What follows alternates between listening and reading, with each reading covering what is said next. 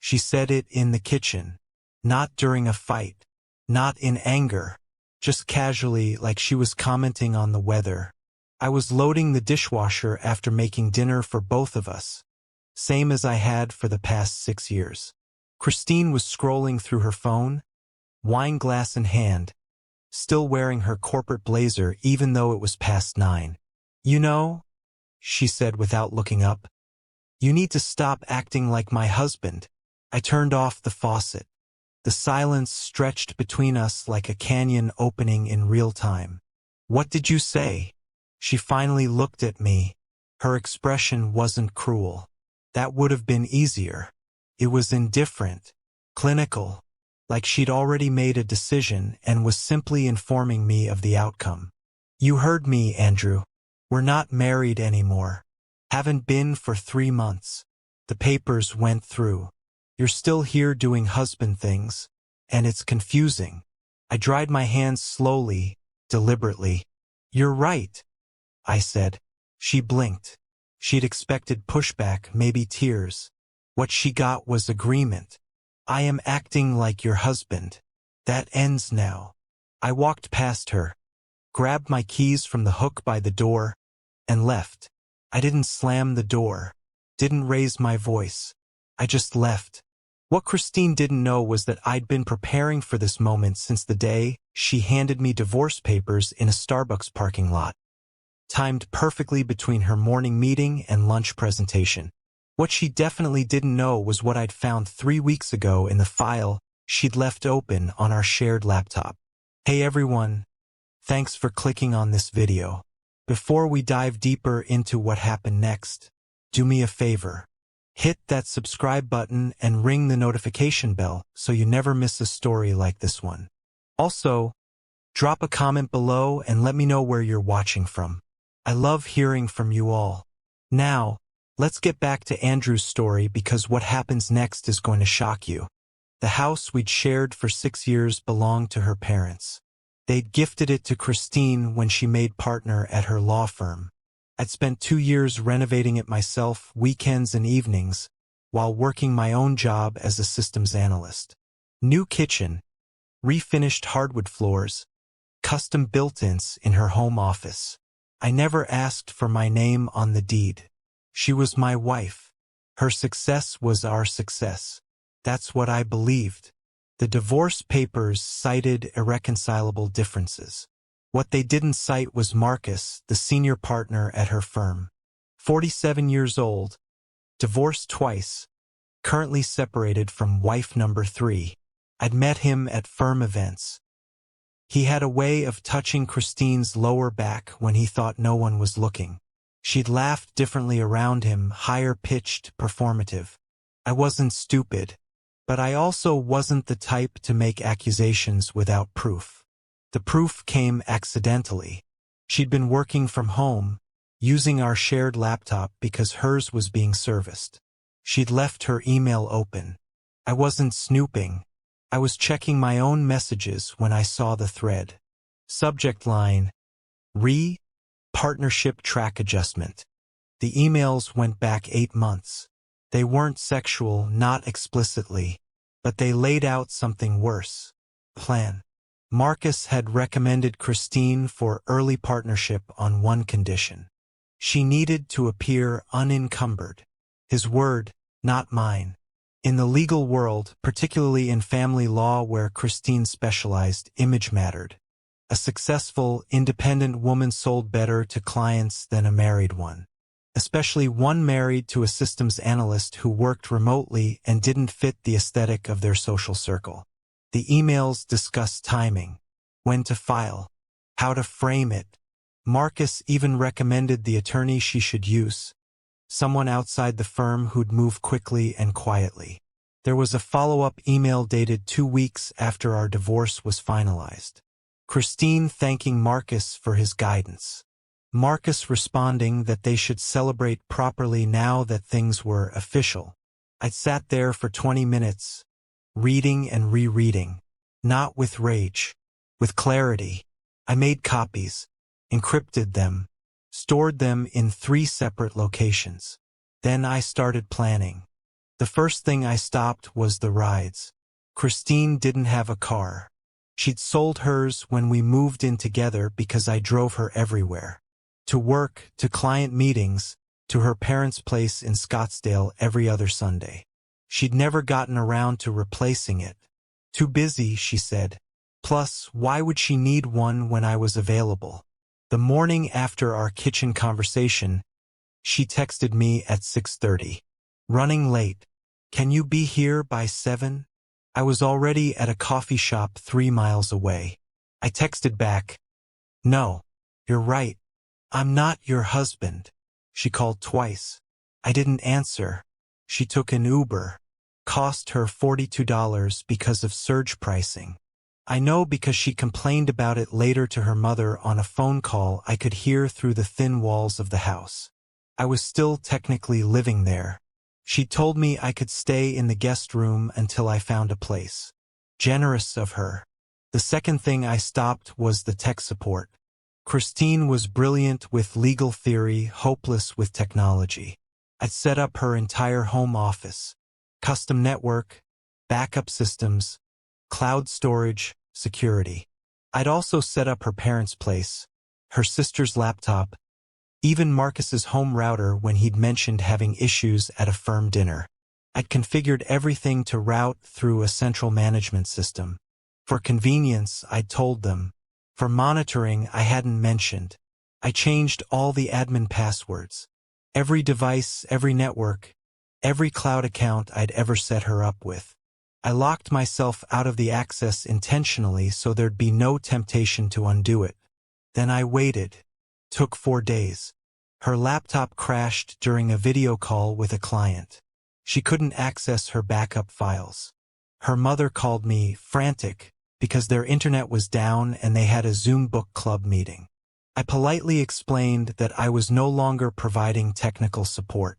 They should contact a professional service.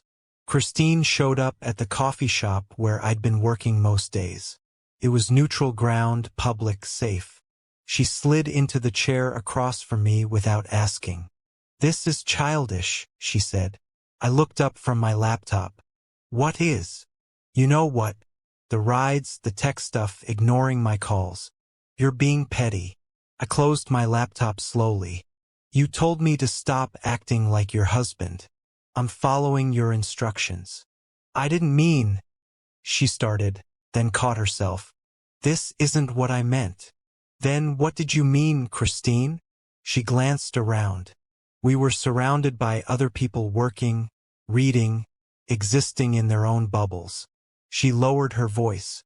"I meant we need boundaries. But that doesn't mean you just abandon everything." "I haven't abandoned anything," I said calmly. "I've reassessed what I'm willing to provide to someone who isn't my wife. Turns out the answer is nothing." Her jaw tightened. "You're angry." "No," I said, and I meant it. "I'm clear." She stared at me for a long moment. I could see her trying to find the angle, the leverage. She was a lawyer. Negotiation was her language. But there was nothing to negotiate. I wasn't asking for anything. I was simply withdrawing. She left without another word. That night, I got a text from her mother. Disappointed, accusatory about how family supports family. I didn't respond. Her mother had never considered me family. I was the guy who married up, who benefited from Christine's success. They'd made that clear at every holiday, every family dinner. Now they were learning what I'd actually contributed. If you're still watching at this point, drop a comment with, "I'm still here." Let's see who's truly following this shocking story. The firm's annual gala was 3 weeks away. Black tie, major donors, the kind of event where partnerships were announced and careers were made. Christine had mentioned it months ago, back when we were still married. She'd wanted me to come, said it would look good. I'd agreed, bought a tux, planned to smile and small talk my way through another evening of being introduced as Christine's husband with a barely perceptible pause before the word. Like they were still deciding if I qualified. I wasn't planning to go now, obviously, but I knew she was. and I knew Marcus would be there. What I also knew, thanks to those emails I'd found, was that the gala wasn't just social. It was where Christine's promotion to senior partner was going to be announced. The culmination of everything she and Marcus had planned. The reward for appearing unencumbered. I started making calls. Not to lawyers. Not yet. To people I'd helped over the years. See, while Christine had been building her legal career, I'd been building something too. A reputation. I was good at what I did. Systems analysis, network security, database architecture. I'd done side work for half the tech companies in Phoenix. Solved problems other people couldn't crack. I'd never charged much. Didn't need to. Christine made enough. But I'd made connections. Real ones. Built on competence and reliability. I called in every favor. Not for revenge. For information. Within a week, I had a complete picture. Marcus wasn't just separated from wife number 3. He was being sued by her for asset concealment. He'd hidden money, property, used firm resources for personal expenses. The kind of thing that could trigger a bar ethics investigation if it became public. And Christine, brilliant Christine, had been helping him. Not directly. She was too smart for that. But she'd provided legal advice, reviewed documents, helped structure transactions. All documented in emails on the firm's server. Emails I now had copies of. Thanks to a very grateful network administrator I'd helped avoid a data breach 6 months ago. The gala was held at the Phoenician resort. All soft lighting and expensive wine. I wasn't invited anymore, but I didn't need to be inside. I'd arranged something better. A meeting scheduled for 8:30, right in the middle of cocktail hour. The participants were 3 members of the firm's ethics committee, Marcus's soon-to-be ex-wife's attorney, and a very interested reporter from the Arizona Republic who'd been investigating misconduct in large law firms. The meeting was in a conference room 1 floor above the gala. I'd sent the documentation anonymously 2 days prior. Time-stamped emails, financial records, everything needed to paint a clear picture. Marcus using firm resources to hide assets. Christine providing legal cover. Both of them violating ethics rules, potentially criminal statutes. I didn't attend the meeting. Didn't need to. I was having dinner at a restaurant across the street. Nice view. Better steak than the gala would have served. My phone buzzed at 9:15. A text from Christine's sister. "What did you do?" I didn't respond. 3 more texts came in over the next hour. Christine's mother, 2 friends, all asking the same thing. At 10:30, Christine called. I let it go to voicemail. She called 6 more times. I was on my 2nd glass of wine, watching the city lights, feeling lighter than I had in months. The story broke online at midnight. Senior partners at prominent Phoenix law firm under investigation for ethics violations. Both their names in the first paragraph. The firm released a statement by morning. Marcus was on administrative leave. Christine's promotion was postponed pending review. She showed up at my new apartment at 7 in the morning. I'd moved out 2 weeks earlier. Didn't tell her where. She must have gotten the address from the forwarding address I'd filed with the post office. She looked like she hadn't slept. Still wearing what might have been her gala dress under a coat. "You destroyed my career," she said when I opened the door. I leaned against the doorframe. "No. You destroyed your career when you decided to help Marcus hide assets from his wife. I just made sure people knew about it. Those emails were private. Those emails were evidence of crimes. Big difference." She was shaking, whether from rage or fear, I couldn't tell. I could lose everything. My license, my partnership, everything I've worked for. "Yes," I said simply. "You could." "Why?" Her voice cracked. "Why would you do this?" I looked at her, really looked at her. maybe for the first time since she'd handed me divorce papers in that parking lot. You told me to stop acting like your husband. You were right. A husband would have protected you, would have warned you, would have given you a chance to fix it before it exploded. I stepped back, hand on the door. But I'm not your husband. I'm just the guy you discarded because I didn't fit the image you needed. The guy who spent 6 years supporting your career while you planned how to erase me from your life story. So I stopped acting like your husband. And I started acting like someone who values himself enough to walk away from people who don't value him. She tried to speak, but nothing came out. One more thing, I said. Those network systems I set up, the ones you can't access anymore, I left detailed instructions with a tech company downtown. They'll help you for their standard rate. It's expensive, but you can afford it. You made partner after all. Oh, wait.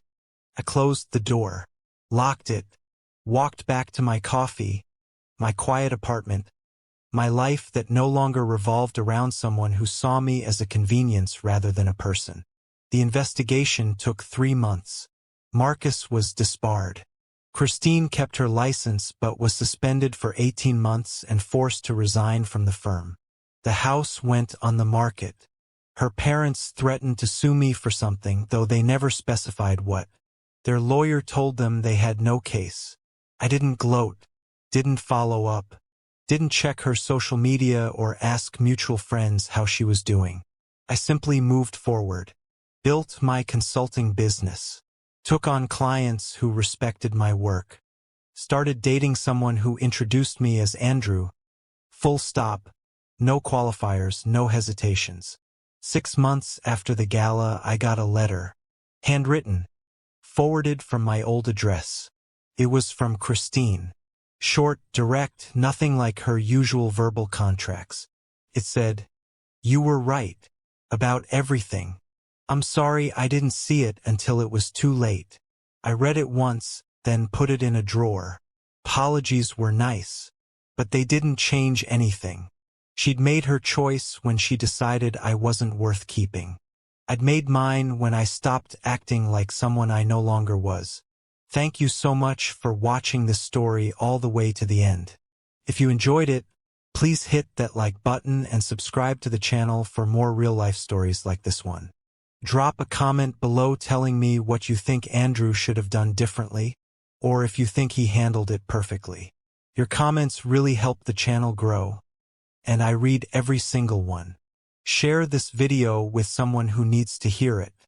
Until next time, remember your worth is never determined by someone else's inability to see it.